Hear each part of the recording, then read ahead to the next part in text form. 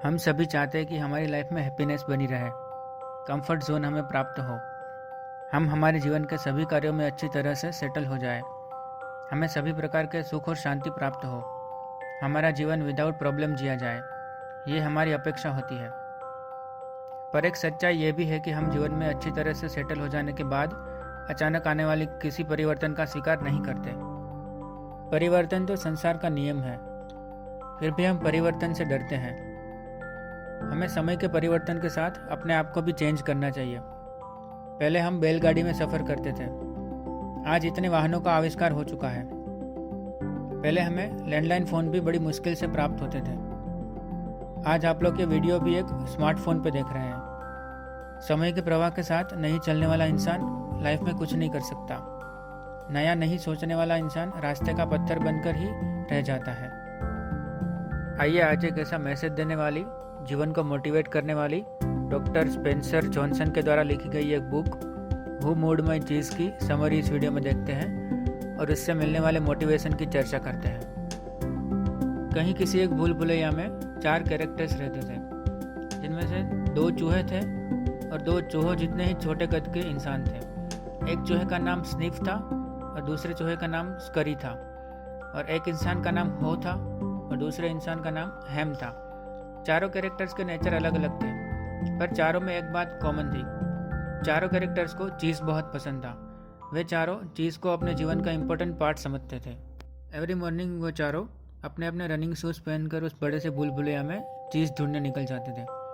दोनों चूहे चीज़ की खोज अपने इंट्यूशन से करते थे और दोनों इंसान अपने ब्रेन का उपयोग करके चीज़ ढूंढने की ट्राई करते थे। एक दिन वे चारों को एक चीज़ स्टेशन सी मिलता है।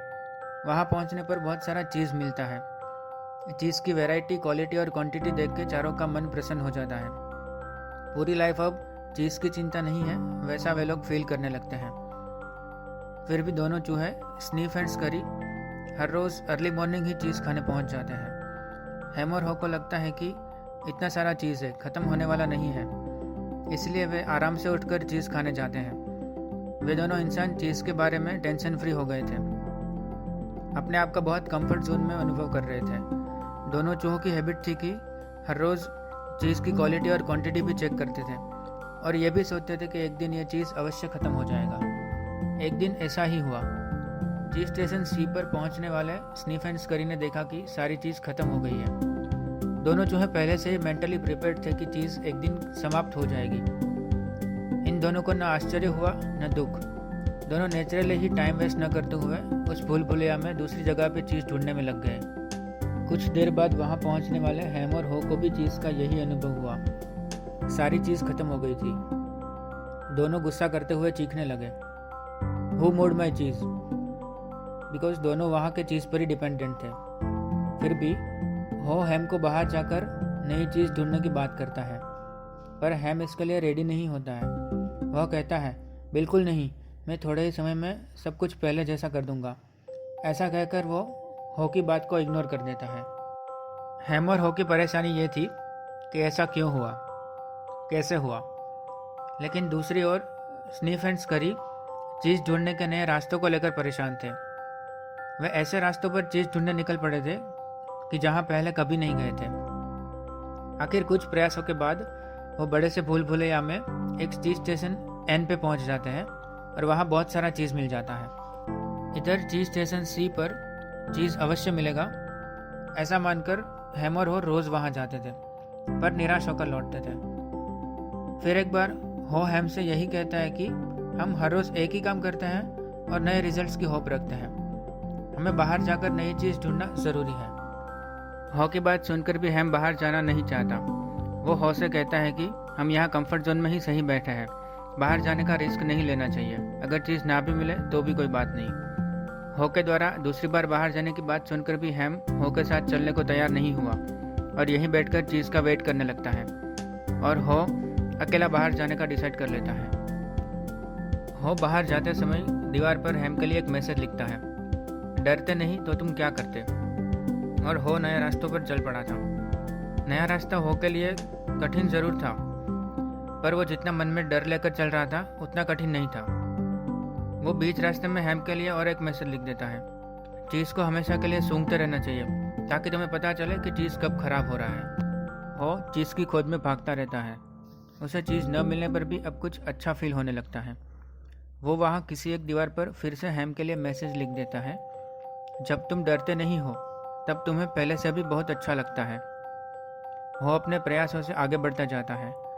उसे कहीं एक और जगह पे चीज़ स्टेशन ई दिखाई देता है, जहाँ उसे थोड़ा बहुत चीज़ मिल जाता है।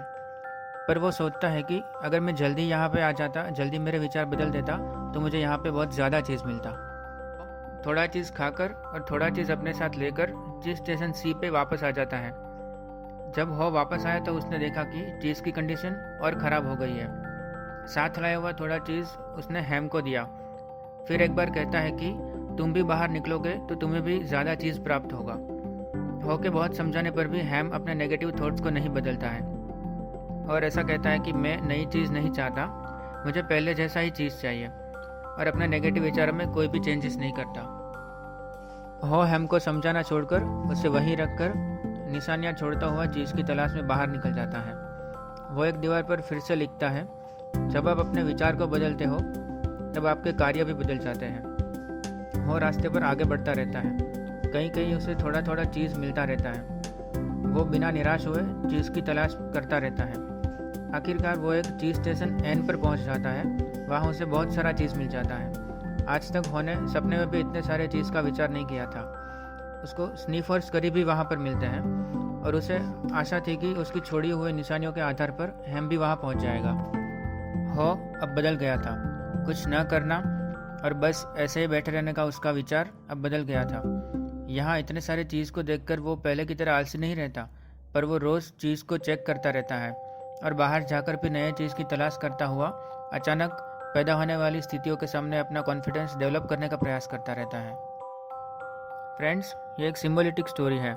चूहों के लिए चीज़ सिर्फ एक खाने की आइटम थी, पर वो इंसानों के लिए एक मेटाफोर था। इंसानों के लिए कुछ भी हो सकता है, जैसे कि जॉब, रिलेशनशिप, एम्बिशंस, कुछ भी।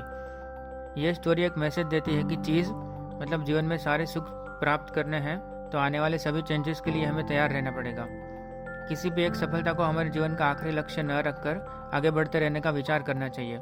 जो इंसान अपनी लाइफ में डेवलपमेंट चाहता है उसे हैम की तरह आलसी या ऑर्थोडॉक्स थॉट्स वाला नहीं बनना। आइए अब इस बुक से समझने वाले कुछ इंपॉर्टेंट पॉइंट्स देखते हैं। फर्स्ट, हम किसी भी फील्ड में हो वहाँ किसी भी समय पर चेंजेस आ सकते हैं। कोई भी परिस्थिति परमानेंट नहीं है। बिजनेस, जॉब, कुछ भी हो, हमें किसी भी एक परिस्थिति को अपना कर नहीं रहना है। सेकंड, हमारे माइंड को प्रिपेयर करना है कि कभी भी कोई भी अनएक्सेप्टेबल सिचुएशन पैदा हो सकती है।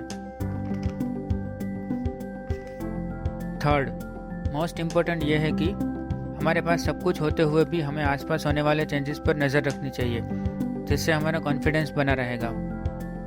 फोर्थ, आने वाले चेंजेस के लिए नेगेटिव ना सोचकर उसे एक्सेप्ट करने का प्रयास करना चाहिए। सिचुएशन के साथ सेटल होने वाला इंसान कभी भी और कहीं पर भी अनसिक्योर या अनकंफर्टेबल नहीं होता। ये short video summary doctor Spencer के द्वारा लिखी गई बुक हु मूड माई चीज़ में से थी। अगर आप भी ये सेल्फ डेवलपमेंट बुक को पढ़ना चाहते हैं तो डिस्क्रिप्शन में दिए गए लिंक के द्वारा खरीद सकते हैं। अगर आपको ये मेरा एनिमेटेड बुक समरी वीडियो पसंद आया तो इसे लाइक करें, अपने फ्रेंड्स एंड रिलेटिव्स के साथ इसे शेयर करें। आप अपने ओपिनियन भी इसमें कमेंट कर सकते हैं। ऐसे नए और वीडियोस देखने के लिए इस चैनल को सब्सक्राइब करें and also don't forget to press the bell icon. Thank you.